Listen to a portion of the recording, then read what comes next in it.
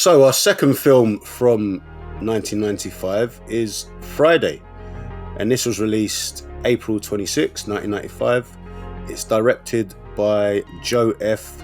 Gary, and it stars Ice Cube as Craig, Chris Tucker as Smokey, Nia Long as Debbie, and John Witherspoon, the late great John Witherspoon, as Willie. Two homies, Smokey and Craig, smoke a dope dealer's weed and try to figure out a way to get the $200 they owe to the dealer by 10 p.m. that same night.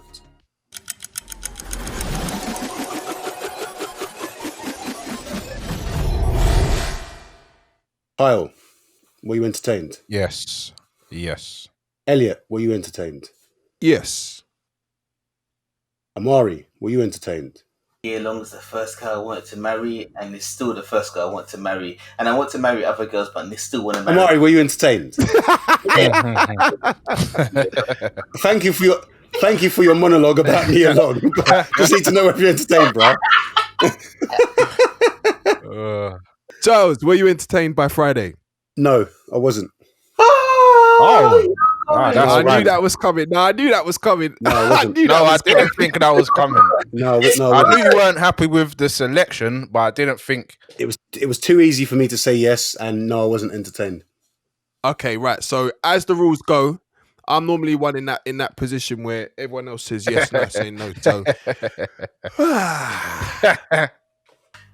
see? Now you're messing the base. You know when I was thinking we could do a quick what? Nah, we're gonna do a look. No, listen. What you do the thing. Listen, it's fine. Listen, what I've got to say, it isn't going to take long. Okay, Right, it isn't going to take long. Now, Right, so I'm gonna kick it off as to why I wasn't entertained. Now, again, just like our previous film, Kids, I watched this film in the actual year it came out. And did you watch this in the cinema? I actually did watch this in the cinema. I did watch this. I remember it would have been, what was it, Streatham Odeon? Yeah, the Odeon. Streatham Odeon back in the day. And I actually watched this with my oldest daughter's mum. So this is when we were, we just started seeing each other, and we'd gone on a date to watch this. Yeah, it's not needed. It's not needed. Trust me. 25 years later, it's not needed. Bro.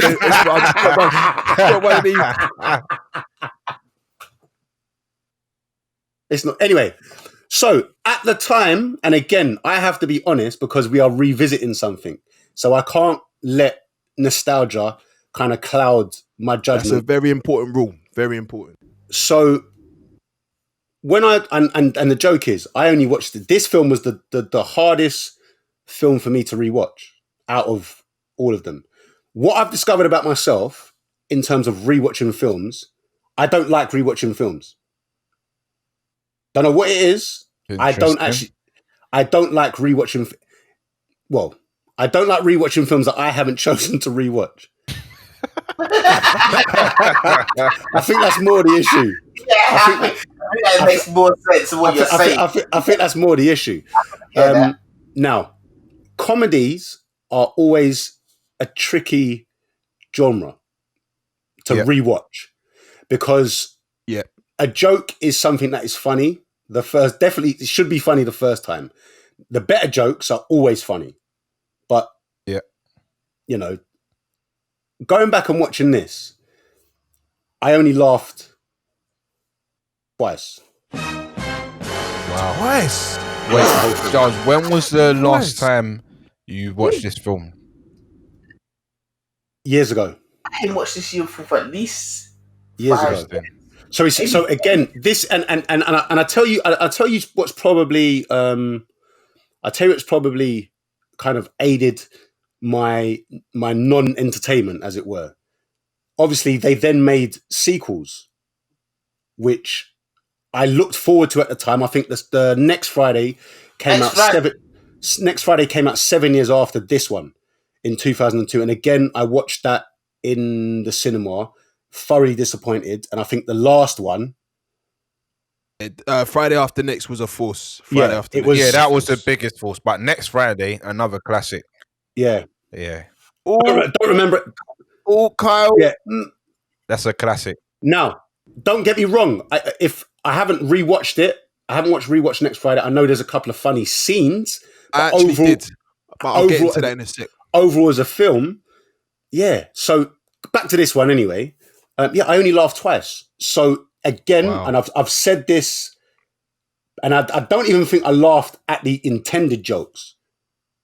It was the unintended jokes that I laughed at. And so it's when Smokey first comes onto the into his scene, and he busts through the window and he tears down the curtain, and then he says, "Look what you've done to my curtain." I thought that was hilarious, because who the hell does that? And everyone would react the same way. And then the other time I laughed was when the dad said, "Don't slam the door." And he went, yeah, and he just slammed the door on purpose. That was funny. I was laughing from the opening scene from, I think, is it someone, I can't remember who it is, but someone sleeping in their garage. That started busting me up. Yeah. Because I think, why the fuck are you sleeping in the garage? So maybe it's just me. I was laughing all the way through. Maybe it's just me, but I didn't. And I didn't. And again, obviously, if it's an action film, I want to be on the or a thriller, I want to be on the edge of my seat. If it's failed for me to evoke the emotions that you're trying to get me to evoke, then I'm not entertained. So for me, if I'm not laughing at a comedy, then I'm not entertained. Not entertained. Yeah, I get that. I get that. I think what I will say is, as I said earlier on, it was very interesting that I love sometimes we make selections and then these kind of sub conversations come out of our selections that weren't intended. So obviously, as I said, 2 films that we're reviewing in our revisit back to 95 are both films about young, obviously different ages, but you've got, let's say, children and teenagers, a day in the life with nothing to do and seeing what stories occur and where their choices take them on that day. We've gone from go on, bro. So ironically, I feel like both sets of group are non-educated to university/college level. Yeah. And they're all under 21. Yeah. But they have different environments where they live. Yeah. Mm-hmm. But knowing they have the same thing to do is interesting. So when we do the digress, diverse understanding, imagine, so one gets portrayed this way, one gets portrayed that way, but one is a problem, one isn't. And that's the way when I was doing the comparison of the film, that's the way I saw it. So I get what you're saying in terms of there's nothing for them to do overrule or underrule for just to keep themselves active and non-troublesome in other people's eyes. And again, it's like, I could say one of the biggest things that came from this film for me, again, which I think comes from youth, is respect. Because I know, Carl, you rang me, we had a conversation, we were laughing because you said, yeah, Craig gets fired on his day off. And I remember I got fired from my first job, and it was the same sort of nonchalant, not having respect for the actual job, for the actual, you've got a means to make money, and just thinking, well, I've lost my job now, so that's that, innit? Fuck them, and I'll go and do my own thing. And it was like, I get that kind of the attitudes from Craig and his sort of, he's living a privileged life. Like, I remember as a kid growing up, it was always from my mum, you treat this house like a hotel. You come and go as you please. All this stuff that at the time I didn't understand. Growing up now and watching a film about a guy who's kind of got that similar sort of nonchalant, why is there no food in the fridge? Why isn't there no milk for my cereal? It was just interesting, and it made me appreciate some of the teachings and the sort of disciplines that my parents put in place. But comedy side of things, it was interesting to watch this because I think after all these years, like, this is one of them classic films. We've all heard the jokes, we all know the scenes, but watching them again, I could honestly say I found the majority of them funny. And what was also interesting was that I'm not the biggest Chris Tucker fan, but watching him in this, it was very apparent to me that for him to really shine in film, not in stand-up, he has to be alongside certain people. Obviously, we can always talk about Rush Hour. That pairing was classic as well. But I think the pairing of him with Ice Cube in this, I thought was brilliant. And I thought he really got a chance to be his comedic, charismatic self, but in a way where it wasn't annoying. And then when we talk about next Friday, I found Mike Epps was annoying from start to finish. Okay. So it was interesting to watch Day Chris Day. Tucker in his young form and think, yeah, you had it. I have an issue with what you're saying because I found you stand up on Def Comedy Jam. Yeah. Before this, One of the best. As listen, you'll be in the top 6, 7. Yeah, trust me, that's very hard. Agreed. But that's why I make the separation. That's why I make the separation. You know what? But I know he probably, in my mind, I don't know how it was written, but I would assume that he got a script in terms of it is what it is. I got what you want to kind of happen, make it happen, sprinkle improvise, of course. Yeah. So if he did that, and I assume he would have, based on the fact that he was so talented, he was actually, I'm not saying he was more well known than Ice Cube at the time, but trust me, he was pulling in numbers by himself at that time. Yeah. And then he chose not to do Next Friday. You know when you have a choice not to do a film because you care about what you want to do for yourself?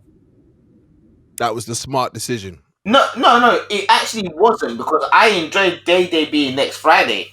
But in terms of the character, the way Smokey was, it made so much sense for him to be, I've grown past that role, but at that time, that role was fun for me. You know the ones where you say, meet someone 5 years later, and if me and you are cool, but we're not the same person, or I'm not the same person. Yeah. That was for him. But then the conversation, his character, he was funny without being funny. Like he was just, you know, you could believe someone was being themselves, and people were laughing, just a clown, and enjoying that someone's personality. And it's not a ribbon or anything like that. They're just being like, rah, this person just wants to have fun, and it's not even like a problematic fun.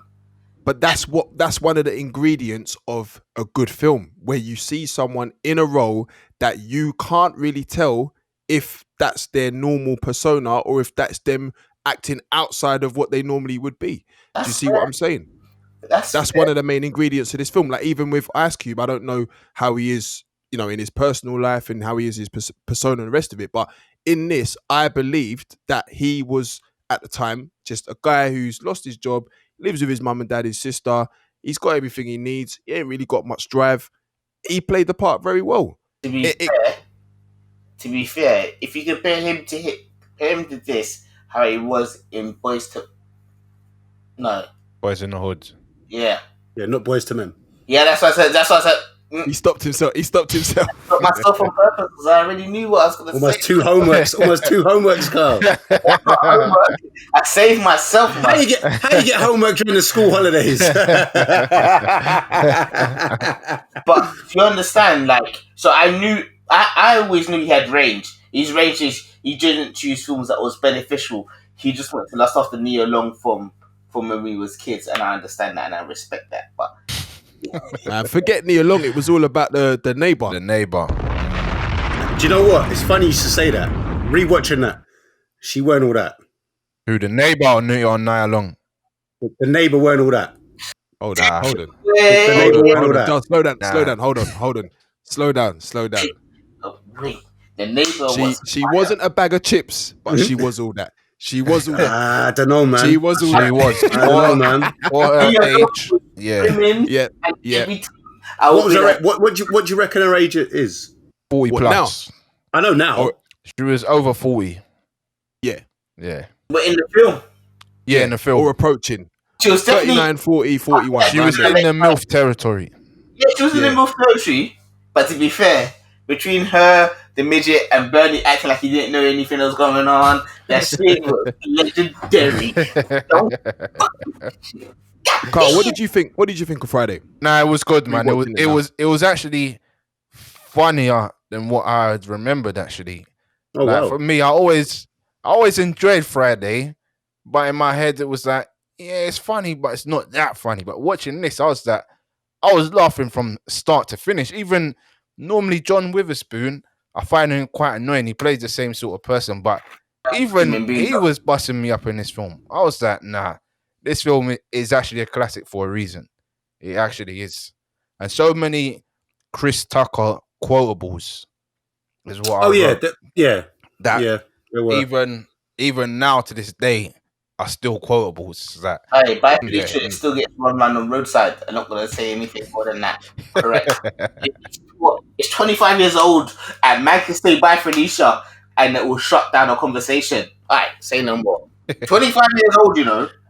You're telling me my kids could have kids at the same, and they will still say that, and they wouldn't. And that convo done. Shut up. I thought it was very good how, because again, yes, there's a plot, yes, there's a start and finish, but predominantly the film is about two guys with nothing to do. And it just made me laugh how many kind of mini situations happened from the start of the film to the end, a day in the life, and how they kind of weaved their way from and through each one. It's funny watching a film about nothing, really and truly. Yeah. Like, there's not a And solid. that's what I was going to say. It literally was a bunch of things that in some way were loosely connected with each other happening in it.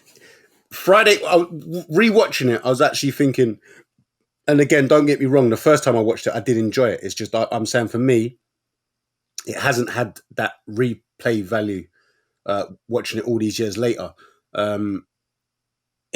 Watching it, I actually thought this could actually be a play.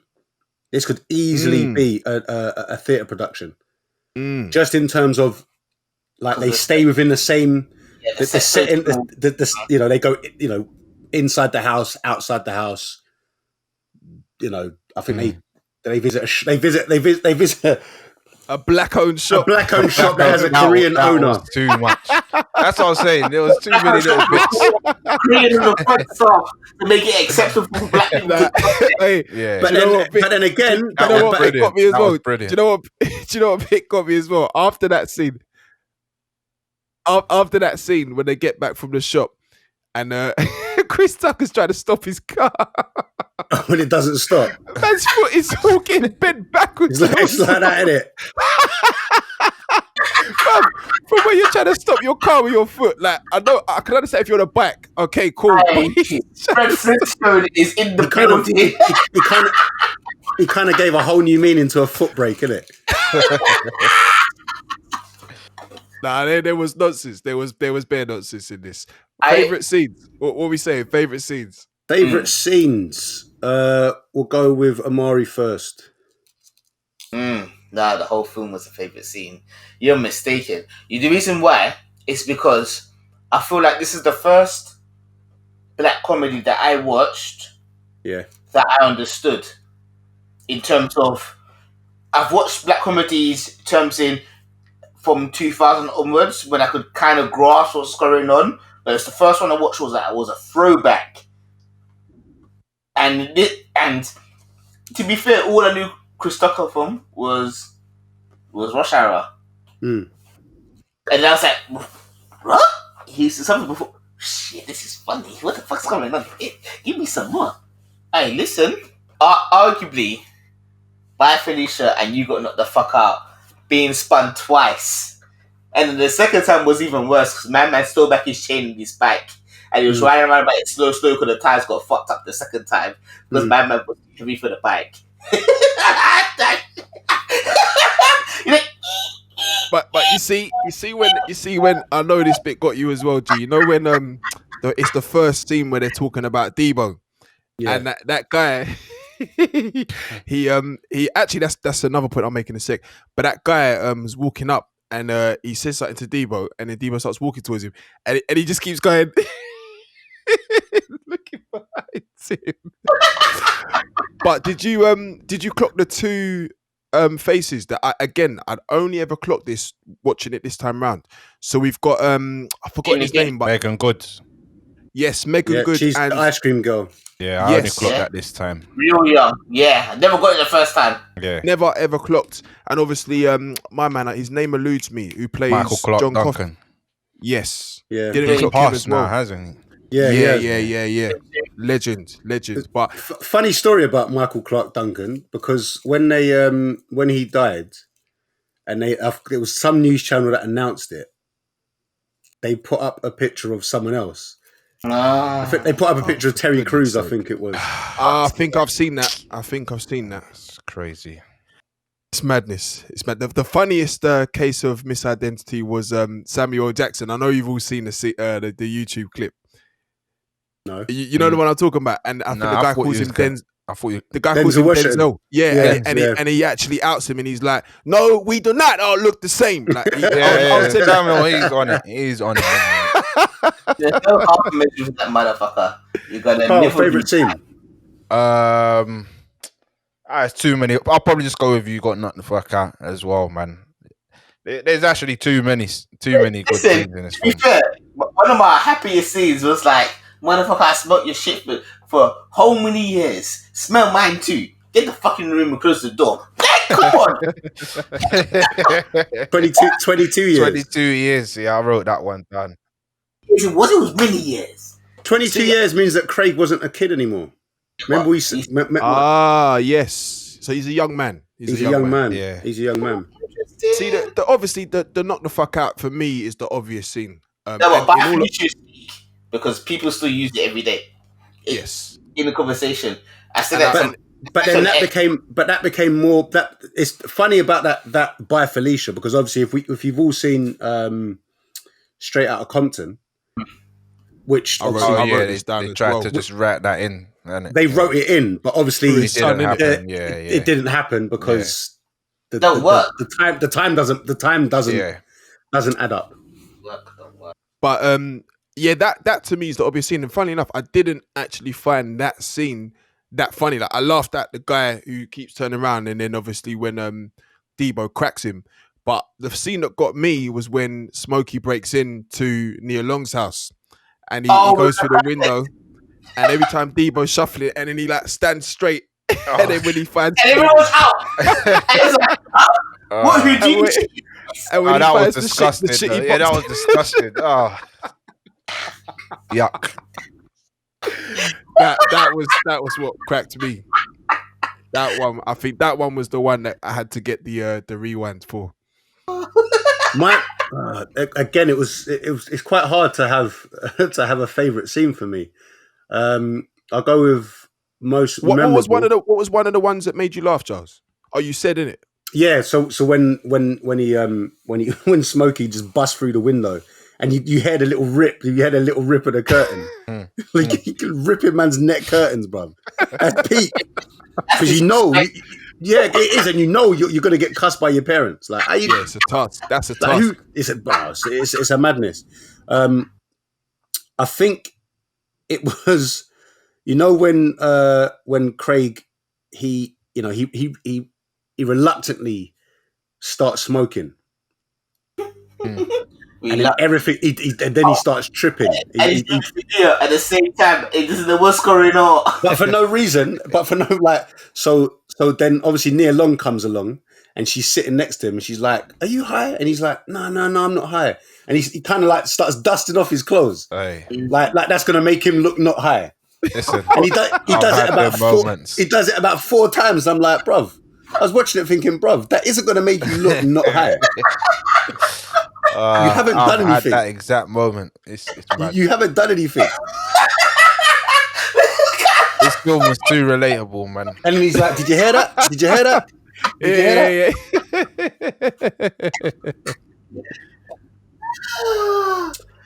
Star ratings, Charles. Do you want to kick this off? I'm gonna give it 2 stars. 2 stars. Ooh. I'm gonna give it. I'm sorry. Like I said, again, it 2. Isn't. Yeah. I can't give it any higher than 2. I can see why it's called a classic, but I don't know. The maybe the sparkle kind of has worn off for me. Maybe having watched it all those years, and I did thoroughly enjoy it. It's one of these films that maybe I shouldn't rewatch them, because then I'm watching it through adult eyes and I start to see different things. I'm like, oh, okay, yeah. Kind of spoils it in a way. Yeah, and don't get me wrong, that's not to say there aren't comedies that I can rewatch. There are loads of comedies I can rewatch. Bad Santa, for example, I could rewatch that. I'd watch Long Shot. Long Shot is, but again, would you? We're not talking about Long Shot 25 years later. Yeah. Not even been 25 months. Now be quiet and let me finish. Let me finish my wrap up. I'm gonna have to make an edit of that. Shut up and let me finish my wrap up. You there? Let me finish my wrap up. So yeah, it's not just, like I said, not to say that I can't rewatch comedies. It's just for some reason rewatching this, I didn't find it funny or like belly up laughing, as Amari once said. So it's still usual, baby. Belly up laughing. How we let him get away with that one? But yeah, I didn't find it belly up. It was. Don't get me wrong. I could see the humor. Just for me, maybe the humor was a little bit played out. By the time I rewatched it, do you think it's a kind of an iconic film? Because again, going back to what I said about kids, it kind of encapsulates a period of time in that era. Could you remake Friday again? Possibly. But right, and so that would be the question: should you? Because I know they've kind of mooted a kind of like a final installment in the Friday franchise, but they've been talking about it for years, and there's probably a reason why it only gets talked about. Ice Cube and we haven't. But again, we know once Hollywood is back in its full greed mode, I'm pretty sure, just like we're about to see Coming to America 2, because that's a thing as well. We're not discussing. It will get made. We're not discussing. But yeah, we're not discussing that, but we will. I'm sure. Oh yes, we need to. Yeah, we will. We need to. But yeah, I know. And I wanted to be entertained by it. I wanted to be entertained more. So just on the value of its merits previously, and the fact that it was one of these first all black comedies for the time, I'll give it 2 stars. Amari. Yeah, 5 stars. Done. Told you, debatable. Probably best black film comedy I've ever seen. From now till then. That's a big statement. That's a big statement. Big statement. In my wrap up, I'm gonna let each one of you tell me a film with a predominantly black cast that's been more funny. Coming to America. Okay, 1. Yeah, that would have been mine as well. That would be mine. I was laughing through both films, so we're struggling. So we'll have a debate. But you said the best ever. Yeah. If something's the best ever, that was more relevant when I was growing up to understanding my own society and culture than what was Coming to America. Even if I watched it now, what is more relevant? So carry on. Let me find another film. Carl, I'm waiting. No, I wouldn't disagree. I would want to go back and watch Coming to America again. But, yeah, I'm not saying it's not a great film. I will give that film a 5 stars without watching it again, knowing how funny I find that film. But for me, you see this film? Yeah. No, I can't think of any other off the top of my head. Then it's a struggle because you see people like, what do you do with yourself? Alright, cool. Shit, I ain't got nothing to do, but it's Friday, motherfucker. Yeah. I ain't got sacked on my day off. Oh, fuck. Alright, cool. You know what? I'm gonna chase the girl I want. I'm gonna get high. Oh, shit. My boy got me I've known him from yay high. He got me in trouble in the ends. What we gonna do next? Amari, I've got another one for you. Go on. Life. Yep. That was a long film. And that wasn't a straight comedy. He said it was a long film. Yeah, that was 3 hours if I remember. Carl, there's a giveaway in that. It's called Life, bro. There's a little bit of a giveaway there. A little bit of a clue. The makeup could be funny, but trust me, that film was a lifetime lesson. But I'm talking about the current age of. You feel that film you can still watch Friday as anybody between the ages of 13 to say 24, and they won't apply or they won't know someone who lives that life that's that same age. To be fair, I mean, I've just had a quick browse. There's a couple lists on IMDb, and to be honest, There's nothing that stands out. For me, is only maybe three at the top, and that would be obviously Friday, Coming to America, and I'd put Life in there as well. But outside of that, I mean, you've got all the sort of classic ones. But House Party. I would agree. Like, you could debate it. It's a debate. But personally, you can't debate how funny this film is. Nah. I'll say Next Friday is a small drop off, but yeah, the reason why it's a small drop off because it was relevant for what it had to do for that time. Yeah, I think he wants to make too much money, which is why he got greedy doing Friday After Next, and he wants Friday 4 or whatever he wants to name that shit. But that's on him. Let me enjoy what I'm enjoying, right? So I'm going to enjoy Chris Tucker in his prime for this, Rush Hour 1 and Rush Hour 2. Rush Hour 3 was a waste of time, just so you know. And then we carry on our day. It was still had some funny moments, Rush Hour. No, it had funny moments, but in comparison to the other two, it wasn't levels. It's not in the same category. Yeah. I will slap anybody, I will slap their parents, and I will slap my own parents just so they know how serious I am. That film is a waste of time in comparison to the other two. That's how I feel. The worst thing is I don't even remember Rush Hour 3. That's how bad it is. Making it even more relevant, because I remember my dad had the box set of 1 and 2. He didn't even bother buying 3. That's how you know. Certain things like some of your memories from a kid that are just enforced by your parents' decisions. So man's like, Rush Hour 3. I didn't even know it was Rush Hour 3. Ironically, this was one of the first few films that you could say was a black cult comedy classic. I know you could say Coming to America was, but I mean, Coming to America was the early 90s when you say black people in America didn't have that much influence. They could just make a film. It's actually late 80s. It's actually late 80s. Oh, was it? Mm-hmm. Right, you see what I mean? 1988. That was even before I was born. Hey, shout out Eddie for doing all these jobs. It's a shame you got lost. I love what you did.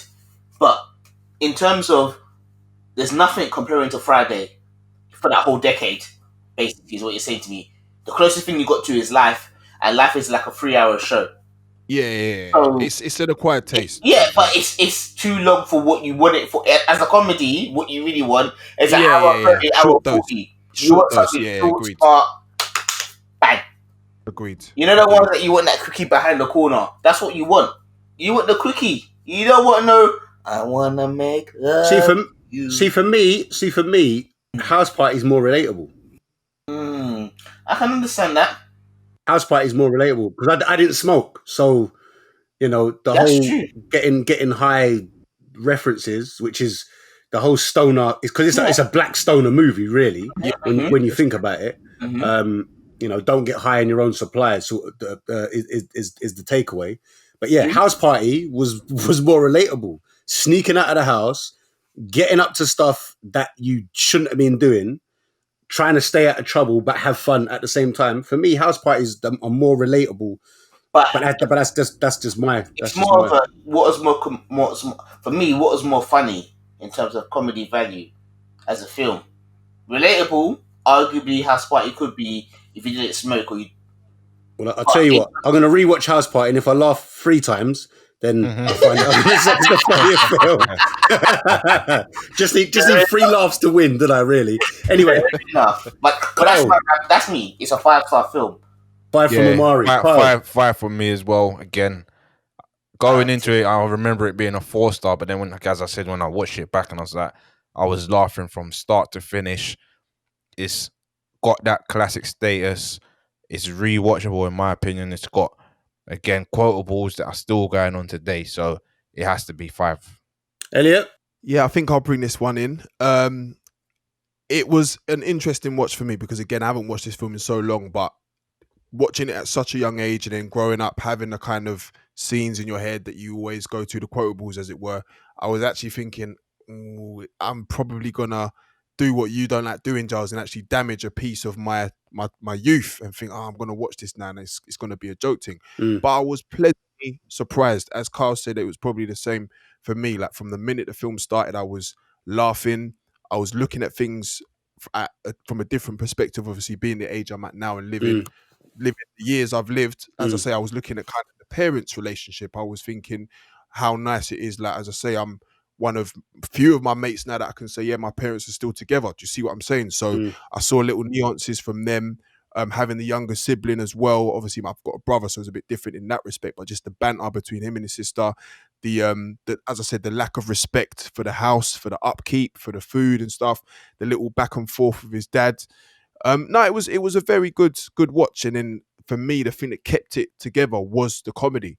And I laughed more than I was expecting to. I did find myself asking, I thought, I didn't want to fall into the category of, yeah, it's a classic. Oh, it's comedy. It's Chris Tucker. It's Ice Cube. It's because so much, as Amari was just alluding to the fact that so much has been placed on this film. It is one of those Mount Rushmore films, as it were. So I didn't want to kind of fall into that kind of trap of I'm just going to just enjoy everything. So I did try to look for bits, maybe question it. But in all honesty, I couldn't really find much in the film that I could do that with. And then what I really did like as well, obviously the ending, I mean, the film's ridiculous as it is, but the ending was just kind of just silly, but you can't really call it silly when the film's not serious anyway. So I did like the way that they managed to get that important message on domestic violence at the end in the midst of flipping drug shootout. It was a silly kind of lesson to teach at that point of the film, but I did feel very right on well. Because I forgot they had even that serious moment when his dad's talking to him, telling him about using his hands. I didn't even remember that. And I was like, actually, that's good. I like that. I like what I'm saying. That slight bit of seriousness. But let's not promote black on black violence in any form. Even if you are using your hands as opposed to a gun. It wasn't violence, it was self-defense. Self-defense from a bully. It's an awkward situation that you just need to look after yourself. You're not out there to harm somebody else. Again, if you then start to look at life today, going, I don't like to go into those kind of conversations, but you look at knife crime, you look at gun crime, you look at violent crimes, again, keeping it relative in and around London, and you do find yourself sometimes thinking, I know we've probably all said it, things weren't as mad as they were now back then. Yes, they were still crazy. Yes, fuckery was still going on. But it does seem to me that the years are going by and the youth is just getting worse. And it doesn't seem to be any sort of... Side note to that, though, I don't think much has changed. I just think it's now... You always say this. And I just think it's more in your face. So it's more reported on.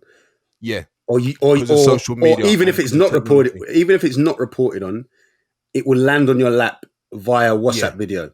Yeah. And Twitter. I agree with. So that's what kind of makes it more kind of real or more just outside your door. But if you go back and if you go back and even if you go back the last 50 years, people were still pretty much doing the same sort of things. If you eradicate the fact that now people do things. And again, going back to what we spoke about with kids about being online now, but the dangers are still there. The dangers have not, they haven't invented any new dangers. It's the same. It's the same dangers. Yes, they kind of appear in different guises, but I still think things are still the same. But anyway, no, I agree with that. I agree with that. But not to digress too much, I do like the lesson that his dad was trying to teach, even though Craig didn't really listen to it because obviously he still had a strap and shot it in public. But I do like the way that they were trying to teach that kind of, look, don't use weapons. It's not about that kind of thing. So all in all, I'd have to agree with Carl and with Murray and give this 5 stars as well. Ooh. So that gives Friday a TMRG star rating of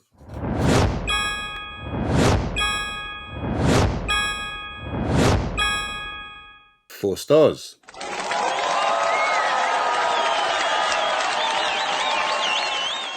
Those movie review guys. Subscribe to the podcast and stream full episodes on all major platforms.